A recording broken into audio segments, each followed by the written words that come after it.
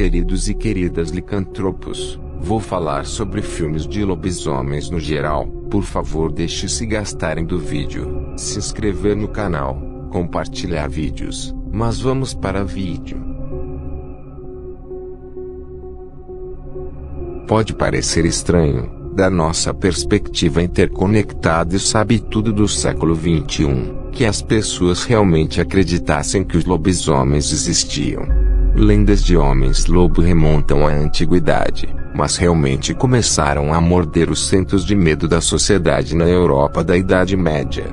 Tomemos, por exemplo, Peter Stump, um homem do século XVI cuja estranha história foi relatada em um panfleto, publicado logo após sua morte. Morador de uma pequena cidade em Colônia, Stump alegou ter recebido um cinto de pele de lobo do diabo, que, quando usado, lhe deu a capacidade de se transformar em lobo.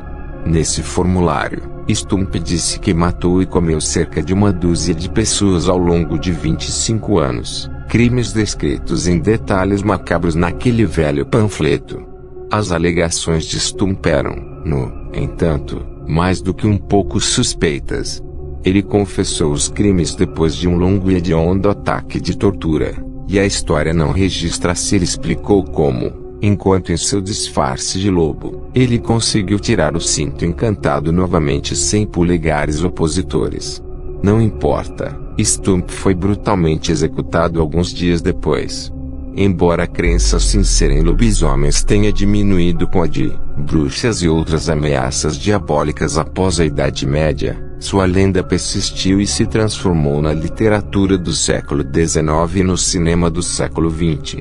A primeira aparição do lobisomem no cinema, um filme mudo de 1913 chamado, previsivelmente, O Lobisomem, está tristemente perdido na história. As últimas latas restantes de filme queimaram em um incêndio na Universal em 1924. No final do século, a Universal fez mais 2 filmes de lobisomem, o primeiro um fracasso na época do lançamento, o segundo um sucesso que definiu o gênero de terror. O Lobisomem de Londres foi lançado em 1935 e relata a história de um botânico britânico chamado Wilfred Henry, que é mordido por um lobisomem enquanto explorava o Tibete. Wilfred é uma figura simpática enquanto tenta reprimir sua licantropia, consumindo uma espécie rara de planta tibetana e, mais tarde, se isolando da sociedade quando seu desejo de matar se torna intenso demais para controlar. De muitas maneiras, O Lobisomem de Londres foi um campo de provas para o lobisomem, lançado em 1941. Mais uma vez, contou com maquiagem de efeitos do lendário artista Jack Pierce, usando, na verdade, um design de maquiagem originalmente projetado para Lobisomem de Londres, e também apresenta um personagem central que se torna um lobisomem sem culpa própria. Desta vez, foi o grande Lon Chaney Jr. quem vestiu a maquiagem, interpretando um Larry Talbot, que salta para defender uma jovem de um tremoço Bela Lugosi e é mordido no processo. Como protagonista de Lobisomem de Londres, Larry simplesmente não consegue controlar sua fera interior e acaba sendo morto por seu pai depois de dar uma mordida em vários aldeões. Esta foi a era de ouro dos filmes de monstros da Universal, com o Lobisomem de Chaney se juntando ao monstro de Frankenstein, Drácula e a Múmia na galeria profana de criaturas negociáveis do estúdio. Mas anos de sequências cada vez mais baratas e aparições de comédias, como Abbott e Costello Meet Frankenstein, gradualmente diminuíram a gravidade peluda do lobisomem. A besta encontrou uma nova vida fora da Universal. O filme B Barato e o Asa Teinage Werewolf, 1957, por exemplo, estrelado pelo jovem Michael Landon, trouxe a lenda para um público mais jovem dos anos 50 e foi um sucesso surpresa, feito por cerca de uns $100 mil. Sua bilheteria retorno totalizou algo como os $2 milhões. Este choque de baixo orçamento, dirigido por Gene Fowler Jr., pode ser a chave para o apelo cultural duradouro do lobisomem. Na Idade Média, O lobisomem era uma figura genuinamente assustadora, uma formidável manifestação do mal. Fazia sentido, em uma Europa em que os lobos comuns ainda estavam prosperando e uma ameaça potencial para viajantes desavisados, que uma ameaça do mundo real recebesse uma dimensão sobrenatural. Curiosamente, humanos capazes de mudar de forma para outras ameaças mortais também aparecem em outras culturas. A Índia, por exemplo, não tem lobos, mas tem tigres, e o homem-tigre é a sua própria versão do mito. A representação do lobisomem nos filmes do século XX foi bem diferente. A encarnação de Lon Chaney Jr. era um homem comum, transformado em uma besta babando não por algum flerte com o diabo, como o velho Peter Stump deveria ter sido, mas porque foi mordido. Como Dr. Jekyll and Mr. Hyde, de Robert Louis Stevenson, o lobisomem, e seu antecessor menos visto, O Lobisomem de Londres, é uma história decididamente vitoriana, a de um homem abotoado de repente perdendo todas as suas inibições após um encontro com o sobrenatural. Em uma era de ordem social estrita, contos sórdidos do enlouquecidos, como Jekyll e Hyde, Drácula ou as inúmeras histórias publicadas em Penny Dreadfuls, ofereciam uma fuga agradável e culpada.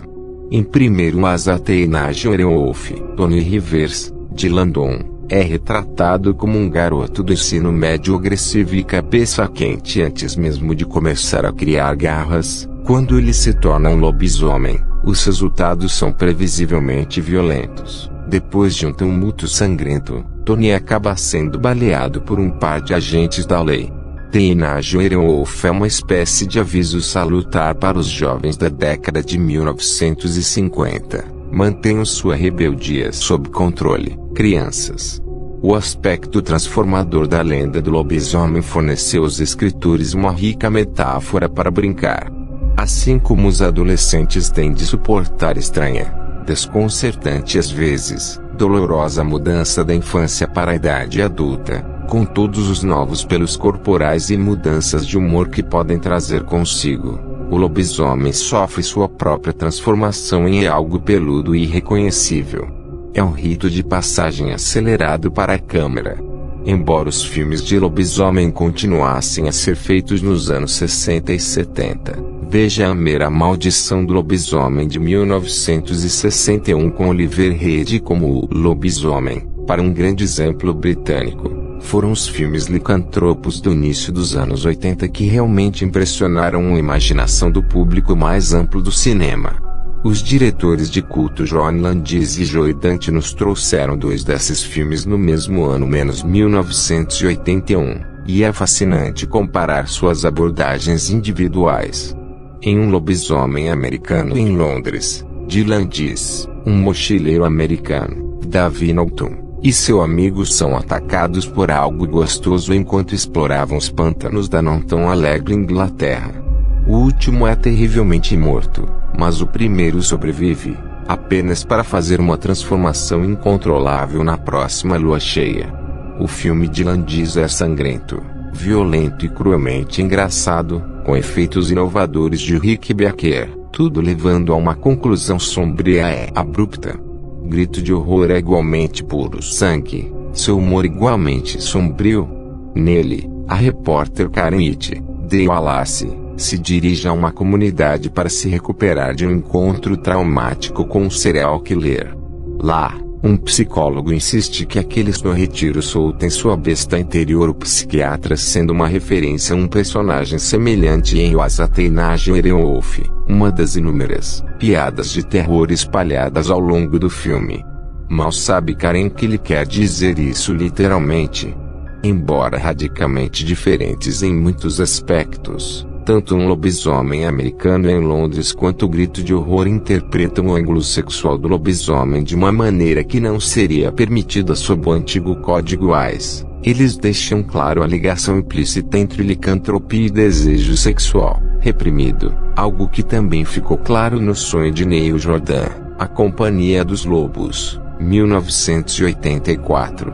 O lobisomem se tornou popular em 1985. com Teen Wolf fornecendo um veículo para a estrela de Hollywood em ascensão Michael J. Fox.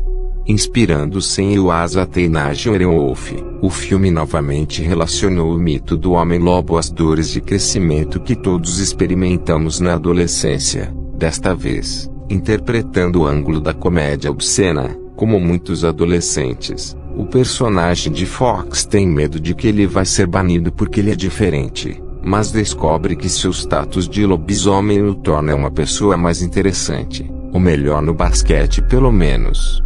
O lobisomem se torna um símbolo benigno de constrangimento juvenil e como isso pode ser superado.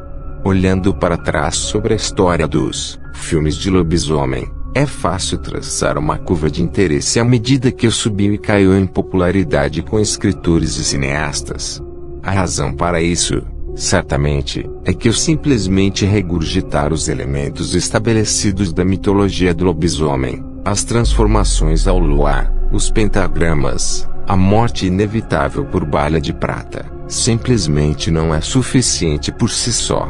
Claro, filmes B como Project Metal Beast, a nova geração de lobisomem, 1995, e as inúmeras sequências de grito de horror são divertidos o suficiente de uma maneira meio inútil, mas como as lendas de vampiros e zumbis, o lobisomem precisa de uma nova inclinação, um gancho metafórico no qual possa se pendurar.